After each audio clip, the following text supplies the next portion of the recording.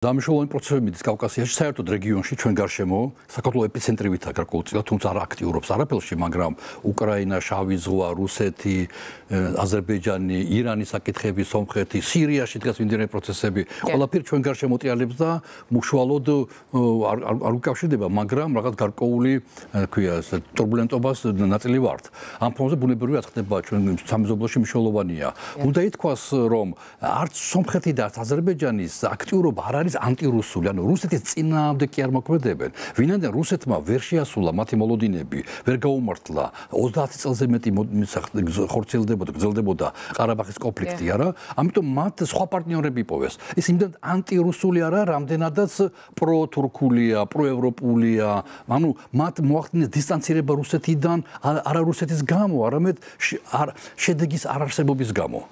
ასე რომ, ამიტომ რუსეთს ძალიან უჭირს გაბრაზდეს, თუ ბრაზდება, მაგრამ რუსეთი ასკარად ხედავს, რომ ეს არ არის ანტირუსული პოლიტიკის ნაწილი, ეს არის პროთურქული პოლიტიკის ნაწილი, ეს არის პროევროპული პოლიტიკის ნაწილი, მაგრამ არა ანტირუსული და ბუნებრივია, როცა ჩვენ მანქანით მივდივართ რაღაცა ქალაქს ვცილდებით, ჩვენ როცა მივდივართ სხვა ქალაქში, ჩვენ ვცილდებით იმ ქალაქს, საიდანაც გამოვედით, ხო? ანუ რა კი აშკარად ჩაერთო თურქეთი, აშკარად ჩაერთო არაბული სახელმწიფოები, აშკარად შტატები ჩაერთო ხა ზანგეზურის კონტექსტში, ევროკავშირი ჩართულია, რა კი სომხეთი და აზერბაიჯანი ხედავენ პერსპექტივას ევროპისკენ და თურქეთისკენ მიმავალ გზაზე მიაღწიონ წარმატება ხელმოსაკიდია არსები ბუნებრივად ცილდებიან რუსეთს, რაც რუსეთს რა თქმა უნდა რუსეთის ეს არის გამაღიზიანებელი, მაგრამ ვერაფერს ვერ ახორციელებს, იმიტომ რომ არის მის არც ბაქოდან და არც ერევნიდან ანტირუსული ქცევები არის, მაგრამ ეს არ არის რომ პოლიტიკა ანტირუსული, რუსეთს მაგალითად საყდურებენ, მაგალითად როცა ადამიანის უფლებები იღება რუსეთის ტერიტორიაზე აზერბაიჯანის მოქალაქეებისა, რუსეთს საყდურებენ, მაგრამ სომხეთს საყდურებს, რომ როცა აზერბაიჯანს სომხეთს შორის სახელმწიფო საზღვარზე იყო დაძაბულობა, ეს კუხო, ანუ ოდკბ რუსული აბრევიატურა, ეს უსაფრთხოების ეს სტრუქტურა არ დაეხმარა სომხეთს. ანუ რუსეთის მიმართ კი არა აგრესია, არამედ რომ მის ვერ ეხმარება, ვერ ახმარება. ამიტომ რუსეთი ძალიან მოწყვლადია, ძალიან თუმცა მას ის ვერაფერს ვერ თავაზობს. გარდა გაბრაზებისა, რომ უკმაყოფილობისა, რომ ის ჩახსნეს ყველა პროცესიდან, მას სალაპარაკო არაფერი არ გქონდა, ყველგან სხვაგან საქმე გაკეთდა. შეხვდნენ აბუ-დაბიში, რაღაც გარკვეულწილად წინ წავიდა პროცესი, ჩავიდა ბრიუსელში, პაშინიანი მაშინვე მიიღო რაღაც გარკვეული მხარდაჭერა, ფინანსური იქნება თუ პოლიტიკური, რომ ევროკავშირი მზადაა, კარები ღია, რომ მიიღოს რაღაც ვიზა ლიბერალიზაციას დაიწყო ლაპარაკი უცებ. ანუ ყველგან რაღაცა შედეგი დგება. აზერბაიჯანმა აშკარად დაიწყორა თურქეთთან თანამშრომლობა, უცებ მიიღო შედეგები ყარაბაღის კონფლიქტის მოგვარებაში. ყველგან შედეგებია და რუსეთთან ყოფილი არათარი შედეგები არაა. რუსეთი ყველგან წელავდა დატო, იმიტომ რომ რუსეთი ყოველთვის ნომერ პირველ საკითხად დებდა თავის სახელმწიფო და თავის იმპერიულ ინტერესებს. და შემდეგ უკვე რაც რჩებოდა სომხეთს და აზერბაიჯანს უნაწილებლად. ესე არა, ყველა დანარჩენი სახელმწიფოები, მათ შორის თურქეთიც კი, რომელზეც თავის ინტერესები გააჩნია კავკასიაში აშკარად, ის პირველ რიგში სომხეთთან მიმართებაშიც კი უკვე აღარ ვლაპარაკობ აზერბაიჯანზე, პირველ რიგში ითვალისწინებს აზერბაიჯანის ინტერესებს და მაქსიმალურად ცდილობს აზერბაიჯანის ინტერესებს მოერგოს. დღემდე არ ურიგდება სომხეთს თურქეთი, მხოლოდ იმიტომ რომ მიაჩნია რომ აზერბაიჯანმა თავის ინტერესები ბოლომდე უნდა მოახდინოს რეალიზაცია. რუსეთი ამას არასდროს არ აკეთებდა. არასდროს თავის ინტერესებზე მაღლა არ აყენებდა იმ სახელმწიფოს ინტერესებს, რომლებიც მოუგვარებელი პრობლემები ჰქონდა და რუსეთს იმედი ჰქონდა. თამდე რა თქმა უნდა, აშკარად ბუნებრივი იყო, რომ რუსეთს ბუნებრივად ჩაეხსნა სომხეთი და აზერბაიჯანი და კავკასია პრაქტიკულად უკვე ხდება რუსეთის გარეშე. ხო, თქვენ ახსენეთ ზანგეზურის დარეფანია ამ ნაწილშიც უნდა ითქვას, რომ ფაშინიანმა გუშინ მიანიშნა ერთგვარად, რომ მან ნება დართო უცხოურ აქტორ ზანგეზურის დარეფნის მართვისთვის და მანვე დაადასტურა, რომ პრინციპში ამ პროექტი დაინტერესებულია შეერთებული შტატები. აი, რამდენად რეალისტურად მიგაჩნიათ აი შეთანხმების მიღწევა და ზოგადად რა მნიშვნელობა ექნება ზანგეზურის დარეფნის ამ. გამშველოვანი, იმიტომ რომ ხა სომხები ზანგეზურის გზას დერეფანს არ ეძახიან, დერეფანს უფრო თურქეთი და აზერბაიჯანი იყენებს ამ ტერმინს. სომხეთთვის მიუღებელია დერეფნის ცნება, მისი აზრით ეს გზა, ზანგეზური გზა უნდა იყოს სომხეთის სუვერენიტეტის ნაწილი და ტვირთები უნდა მოწმდებოდეს სომხეთის კანონმდებლობთან, ანუ საბაჟო შემოწმება უნდა იყოს. აზერბაიჯანს თავის პოზიციები აქვს ასევე ლოგიკური და არგუმენტირებული. აზერბაიჯანი ებობს, რომ ჩემ სომხეთის მიღმა ამ ზანგეზურის გზის მეორე მხარეს ჩემი რეგიონია ნახჭევანი. ეს არ არის სხვა სახელმწიფო. მე არ შემიძლია აქ პროდუქტი შეშეუფუთო, როგორც უცხო ქვეყანაში გასატანი პროდუქტი, იმიტომ რომ ჩემ ტერიტორიაზე მაქვს დაახლოებით, როცა თბილისიდან სამეგრელოში ტვირთი მიდის, ხო? ხო? და არც პრობლემა არა. და ამიტომ აზერბაიჯანი მოსულ მე არ შემიძლია ჩემი ტვირთი საქონელი გავაძვირო, იმიტომ რომ ვაქციო ის საერთაშორისო ტვირთად. ნუ თუ არ შეიძლება სომხეთთან მოვილაპარაკოთ, რომ ჩემი ტვირთები, რომელიც ჩემს ტერიტორიაზე ხორციელდება, მაგრამ არა მაქვს მე ნახჩევანთან პირდაპირ გზა, ამიტომ გამოვიყანო შენი ტერიტორია, სომხეთის ტერიტორია და დერეფრის პრინციპით, ისე რომ ეს იგი ტვირთი შედის შემოწმების გარეშე, შევიდა და გამოვიდა ნახჩევანის მხარეს. აი ეს ერთ-ერთი ცენტრალური თემა, რომელიც დღემდე ხელს უშლის სომხეთსა და აზერბაიჯანს უკვე არსებული, უკვე შედგენილი პარაფირებული ტექსტის ხელმოწერა. კიდე მეორე საკითხია სომხეთის კონსტიტუციაში არსებული ჩანაწერი პრეამბულა, სადაც იგულისხმება ნახჩევანის ტერიტორია, რომ უნდა მოხდეს გაერთიანება სომხეთისა, ბოდიში, ყარაბაღის ტერიტორიასთან, მთიან ყარაბაღის ტერიტორიასთან. და ამაზეც ეს სადაო საკითხია, ეს ორი თემა, რომელიც უნდა მოგვარდეს. კონსტიტუციას ერთ დღეში ვერ მოგვარებენ, აშკარაა, მაგრამ ეს დერეფრის თემა, ეს შეიძლება მოგვარებადი იყოს. ამიტომ დღეს საუბარი მიდის ამაზე, თურქეთი აშკარად ხელს უწყობს თან აშკარად მთელი დინამიკა, ბოლო ორი კვირის დინამიკა დაიწყო მაშინ, როცა პირველად ისტორიული თუ შეიძლება ასე თქვას, ვიზიტი ქონდა პაშინიანს, ოფიციალური ვიზიტი თურქეთში, მანამდე იყო ჩასული რამოდენიმეჯერ, როცა იყო მიწისძვრა თურქეთში ჩასული იყო, მაგრამ მაშინ იყო საერთო დიდი კონფერენციების მონაწილე იყო და კარგად მიიღეს, მაგრამ ერთ-ერთი მონაწილე იყო და ეხლა პირველად ისო ჯერ კიდე არ არსებობს დიპლომატიური ურთიერთობები სომხეთსა და თურქეთს შორის, არ არსებობს საზღვრები გახსნილი არა სახელმწიფო, აი ამ ფონზე თუ სომხეთის პრემიერ-მინისტრი ჩავიდა და საკმაოდ მაღალ დონეზე მიიღო თურქეთის პრეზიდენტმა ერდოღანმა ანკარაში. ამის შემდეგ იწყება უკვე ეს დინამიკა, აშკარად ბუნებრივია, მანამდე ჩასული იყო ალიევი ერთი დღით ადრე ანკარაში და აშკარად ჩანს, რომ თავის ხელში აიღო თურქეთმა მართვისადავეები და აშკარად ჩანს, რომ უკეთეს პირობებს თავაზობს, როგორც ერევანს, ისე ბაქოს. დიახ. და მიუხედავად სომხეთის სურვილისა, რომ გახდეს ევროკავშირის წევრი ქვეყანა, ასევე ის აპირებს შანხაის თანამშრომლობის ორგანიზაციაში შესვლაზე განაცხადის გაკეთებას. აი რა პოლიტიკურ და ეკონომიკურ გათვლებს აკეთებს ამით ერევანი ამაზე? ხო, ნუ ერევანი ჯერ ესეთი ეს მხოლოდ განცხადება ევროკავშირში გაწევრიანება, იმიტომ რომ მას ჩვენ ხალხს მივიღეთ კანდიდატის სტატუსი და ესეც მრავალი წლის შემდეგ და სულ სხვა რეალობებში, თქვათ ასე რომ ვიდრე სომხეთი კანდიდატის სტატუსს მიიღებს, ძალიან ბევრი დრო უნდა გავიდეს. ამ ფონზე არა გამორიცხული, რომ შანხაის თქვათ ასე ორგანიზაცია ეს არის რეგიონალური. და რეგიონზეა მორგებული და ეკონომიკურ თემებს განიხილავენ.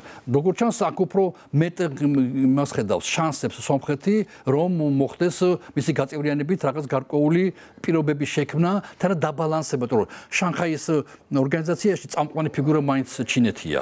ჩინეთი თან ეკონომიკურად ყველანაირად ცდილობს, რომ ჩინეთი ირგებს თავისავზე შანხაის ორგანიზაციას და მთელი ცენტრალური აზიის ინტერესები ირანისა მიბმულია ჩინეთზე. ნუ ჩინეთის მიერ, თქვათ ასე, ორგანიზებული ვითარება სულ გამოურცხავენ, მაგრამ საქართველოს კი ქართულ ოცნებამაც კი მოინდომოს შანხაის ორგანიზაციის შესვლა, იმიტომ რომ ჩინეთის მეთაურობით ხდება და რეგიონალურია.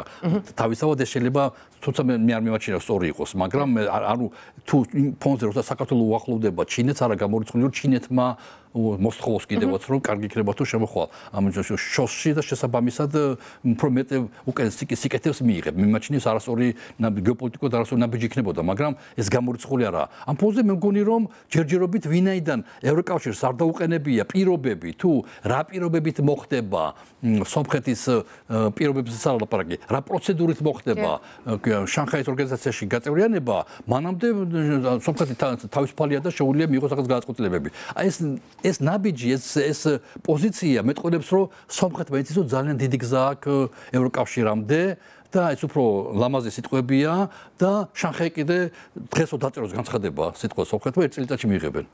ესეთი ორგანიზაცია ძალიან იოლია ამ ორგანიზაციაში გაწევრიანება მაშინ როცა ევროკავშირში ჯერ არაფერ გარდა ლაპარაკის არაფერი არ ყოფილა, აი სერიოზული ინსტიტუციონალური ნაბიჯები რო დაიწყო სომხეთმა ევროკავშირში გაწევრიანებაზე, 10-15 წელი მაინც დაჭირდება, 10-15 წელი და შანხაიში 1 წელი 2 წელი, ასე რომ თავისთავად ეს ერთმანეთს არ უშლის ხელს, თუ საკითხი დადგება პრინციპულად, მაშინ ბუნებრივია შანხაიდან გამოვა და მიუერთდება ევროკავშირს, მაგრამ ეს ძალიან ჯერ კიდე ძალიან ძალიან ბუნდოვანი და პერსპექტივაა სომხეთისთვის ევროკავშირის გაწევრიანება.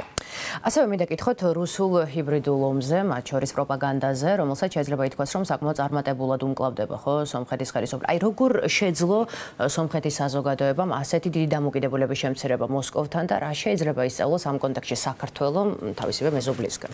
ნუ პირველ რიგში ის რომ ხელისუფლება პროევროპული როგორც მოლდავეთში. მოლდავეთი საინტერესო ამით გვანან ერთმანეთს. ანუ მოლდავეთში და სომხეთშიც ორივედგან არის ძალიან ძლიერი პრორუსული საზოგადოება. ნახევარ-ნახევარზე თითქმის და როგორც რეგულარულად როგორც გამოდიან ევროპის სასარგებლოდ, თამამად შემიძლია თქვა, რომ რუსეთის სასარგებლოდ არანაკლები რაოდენობა გამოდის როგორც მოლდავეთში, ისე სომხეთში. მიუხედავად იმისა, რომ არც მოლდავეთს და არც სომხეთს არ აქვს სახელმწიფო საზღვარი რუსეთთან, მოლდავეთში არის რუსული ბაზა სერიოზული, უკანონო დნესტრისპირეთის ტერიტორიაზე, ხოლო სომხეთის ტერიტორიაზე ძალიან მსხვილი ლეგალური, ლეგიტიმური ბაზა სამხედრო ბაზა რუსეთისა. მიუხედავად ამისა, რომ რუსეთის სამხედრო მონაწილეობა, ჩართულობა არის სერიოზული და ყოველწამშეულია გამოვიდნენ ყაზარმებიდან და განახორციელონ რაღაც ოპერაცია, რომელიც თუ ბრძანებას მიიღებენ მოსკოვიდან, მიუხედავად ამისა, სომხეთის და მოლდავეთის აშკარად და მკაფიოდ ახორციელებენ არა ისევ არა ანტირუსულ პოლიტიკას, არამედ მათი რიტორიკაში არ არის ანტირუსული არაფერი. როგორც ისინი ახორციელებენ პროევროპულს. ანუ ევროპაზე ლაპარაკობენ უფრო მეზე, თითქმის არ ლაპარაკობენ რუსეთზე. ძალიან მნიშვნელოვანია. ჟურნალისტები ლაპარაკობენ, ექსპერტები ლაპარაკობენ, მაგრამ მთავრობა მაქსიმალურად ცდილობს მის რიტორიკაში ანტირუსული პრაქტიკულად არაფერი არ იყოს და ძალიან მომგებიანი, იმიტომ რუსეთს ძალიან უჭირს ხელი მოკიდოს ასე დროს ამ ხელმძღვანელობას. ამიტომ ჩვენი პრობლემა არის ის, რომ ჩვენი ხელისუფლება არაა პროევროპული და კაფეოდ გამოკვეთილ არის ეს მალავენ თავის პრორუსობას, მაგრამ აშკარად ანტიევროპულობა ბუნებრივად იგულისხმება, რომ რუსეთის პოლიტიკას მივყევებით, თუ არც არ ვაკრიტიკებთ. ელემენტარულ წვრილ რაღაცებს ვაკრიტიკებთ ევროპას და საკმაოდ სერიოზულ რუსულ ჩართულობაზე ხმას არ ვიღებთ, როცა რუსეთი რეებს აკეთებს ოკუპირებულ ტერიტორიებზე, მაგალითად აფხაზეთის მმართველების ხელის მმართველობით, ხელებს აფათურებს, იქ ხდება სრული ანექსია, ხდება დე-ფაქტო არჩევნებში ჩარევა. საერთოდ საქართველოს არანაირ რეაგირებას არ აკეთებს რუსეთის მიერ შესყიდვებს აფხაზეთის ტერიტორიაზე საერთოდ ხმას არ ვიღებთ არაფერზე. აშკარად ჩანს, რომ რუსულ პოლიტიკას ხელს ვუწყობთ. მაგალითად აფხაზეთის ტერიტორიაზე. მაშინ როცა საერთოდ საკმარისია პატარა ვინმე ერთმა დეპუტატმა, ევროკავშირის დეპუტატმა რაღაც კრიტიკული შენიშვნა თქვას საქართველოსზე, რომ მაშინ მთელ ევროკავშირის პარლამენტს გამოუცხადეთ ხოლმე ომს. ძალიან დიდი განსხვავება ამ რიტორიკაში. აშკარად ჩანს, რომ საქართველოს ხელისუფლება აღებული ანტიევროპული პოლიტიკა მაშინ როცა სომხეთის ხელისუფლებას პირიქით მკაფიოდ და ცალსახად აქ პროევროპული. თუმცა სომხეთის ეკონომიკა ძალიან მიმულია რუსეთზე, სამხედრო ბაზა იქ არის ლეგალური, ასო ძნელია, ხელმოწერილი დოკუმენტი, ასო ძნელია იოლად გაისტუმრო. ჩვენ უფრო იოლია, ჩვენ თუ არ დაუკანონოთ რუსეთს სამხედრო ყოფნა, ოკუპაციო ჯარების ყოფნა საქართველოს ტერიტორიაზე, თუ ხელს არ მოუწევთ, ის ყოველთვის უკანონოა. და უფრო იოლია მოითხოვო გაყვანა. სომხეთი ვერ მოითხოვს ასე იოლად გაიყვანოს, იმიტომ რომ თვითონ ხელმოწერით ხდება, ხელმოწერით არსებობს რუსული ბაზები სომხეთის ტერიტორიაზე. სომხეთი უფრო მიმულია რუსეთზე, ვიდრე საქართველო. მიუხედავად ამისა, ყოჩახ ხელისუფლება, რომ ასე უმკლავდება, მაინც სერიოზული გამოწვევა იქნება შემდეგი არჩევნები სომხეთში, სადაც გამოიკვეთება, რამდენად რუსეთი ფლობს ბერკეტებს. თუმცა უფრო მალე იქნება საერთოდ ჩვენ სომხეთს ვლაპარაკობთ ძირითადად კავკასიაზე, მაგრამ ახლა სექტემბერში არჩევნები იქნება მოლდავეთში. ძალიან მნიშვნელოვანი, უაღრესად მნიშვნელოვანი საპარლამენტო არჩევნები იქნება და იქ ნახავთ როგორ მუშაობს რუსეთი დღეს.